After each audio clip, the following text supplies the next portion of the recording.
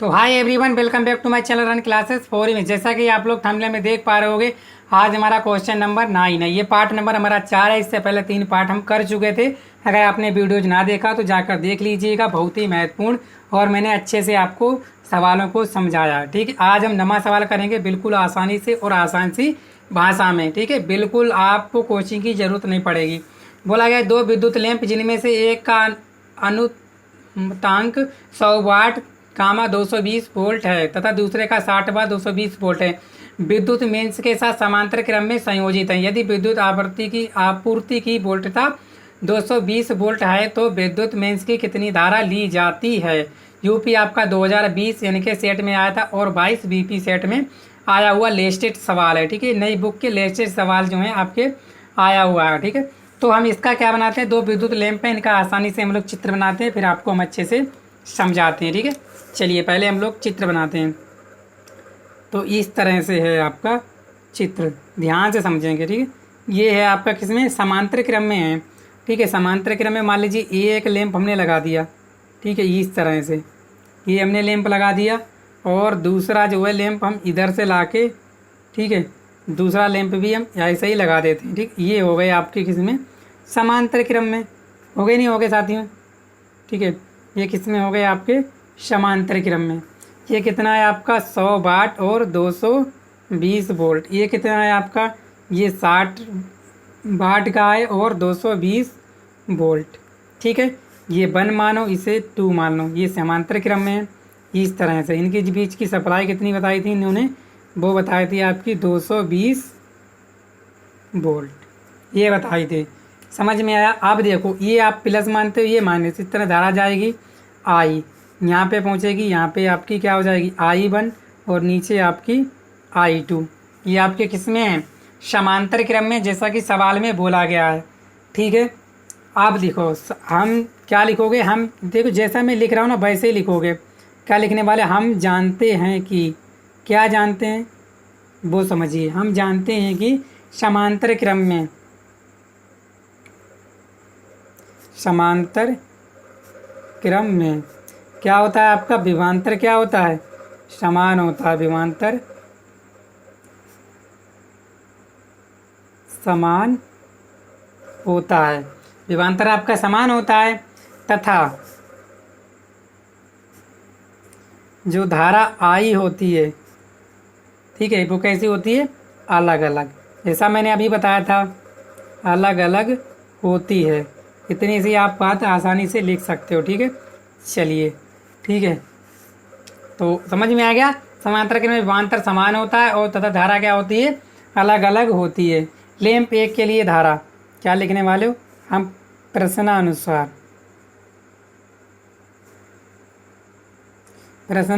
Lamp 1 के लिए धारा आई क्या हो जाएगी, I1 मानिए। I1 एक हमने फार्मूला बताया था क्या, P बराबर BI। ठीक है, ये फार्मूला पढ़ा था। I क्या हो जाएगी, P/B, यहाँ पे हो जाएगा P1/B1।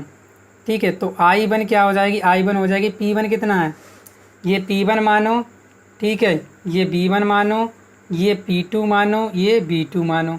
समझ में आ गया। चलिए, P1 कितना है आपका, P1 है आपका 100 और B1 कितना है, वो है आपका 220। 1 0 से 1 0 काटोगे, 2 पंजे 10 और 2 एकम 2। तो जो आपका I1 आ जाएगा वो आ जाएगा 5/11 एम्पियर। ठीक है, आपका I1 आ गया। ठीक है, इसी प्रकार क्या लिखोगे, लैंप 2 के लिए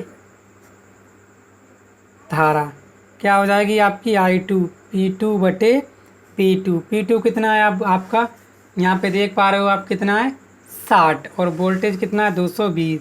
ये 60 हो गया और बटे 220, 1 0 से 1 0, 2 3 6 और 2 एकम 2।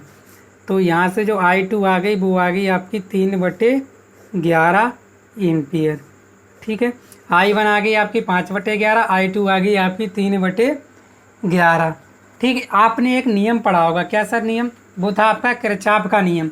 किरचॉफ का नियम ये कहता था कि संधि पर मिलने वाली धाराओं का बीजगणितीय और और संधि से दूर जाने वाली धाराओं का बीजगणितीय योग जो है कुल धारा के क्या होता था, बराबर होता था। ठीक है, तो यहाँ पे लिख सकते हो आप किरचॉफ के पहले नियम से। ठीक है, किरचॉफ के पहले नियम से।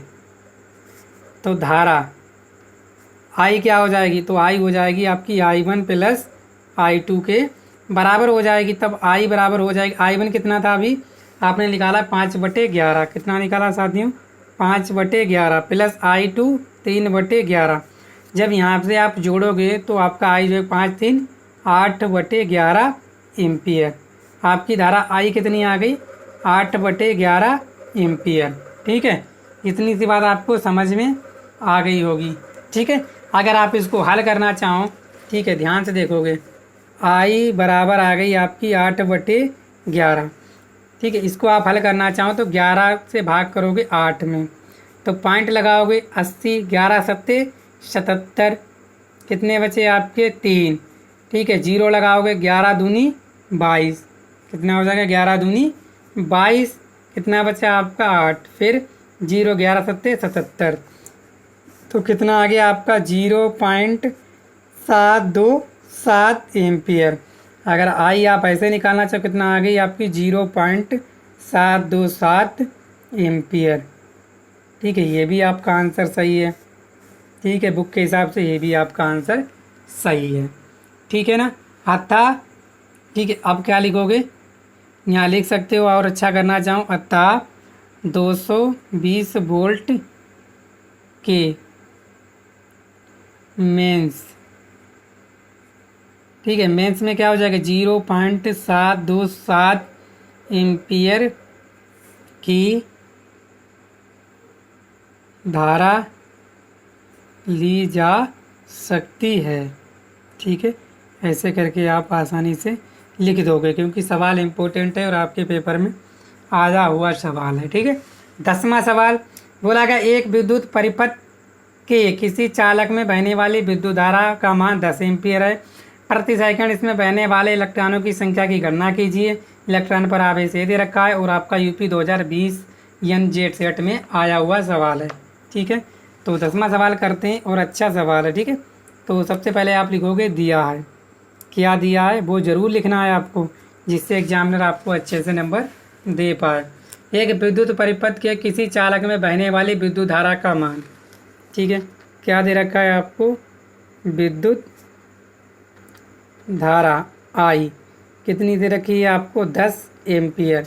ठीक है, इसके बाद प्रति सेकंड बहने वाले इलेक्ट्रॉनों की संख्या, यानी कि आपको समय भी दे रखा है, समय दे रखा है आपका प्रति सेकंड यानी 1 सेकंड दे रखा है। इसके बाद इसमें बहने वाली इलेक्ट्रॉनों की संख्या की गणना कीजिए। इलेक्ट्रॉनों की संख्या यानी कि जो है हमें गणना करनी है, ऐसे समझ लीजिए। और इलेक्ट्रॉन पर आवेश इतना दे रखा है। ठीक है, और क्या दिया है, इलेक्ट्रॉन का आवेश, इलेक्ट्रॉन का आवेश। ठीक है, ई वो दे रखा है 1.6 10⁻⁻19 कूलम। ठीक है, आपको n का मान बताना है। हमने एक आवेश का आपको फार्मूला बताया था। आवेश क्या होता है, आवेश जो है गिनती के टाइप में होता है, गुणे के टाइप में होता है। आवेश कभी आपका पॉइंटों में नहीं होता। ठीक है, तो आवेश आपका 1 2 3 4 ऐसे करके होता है, यानी क्वांटिटी कण के रूप में होता है।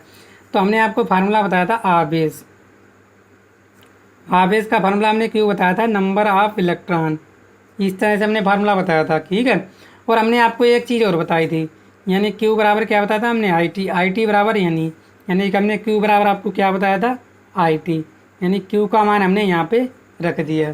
क्यू बराबर यानी तो होता ही है और क्यू बराबर आई टी भी होता है, क्यू का हमने आई टी का मान रख दिया। हमें एन निकालने, तो एन बराबर क्या हो जाएगा आपका आई टी और बटे ई, सबका मान रखोगे। एन आई कितना है 10, टी कितना है 1, ई कितना है 1.6 और 10⁻⁻19।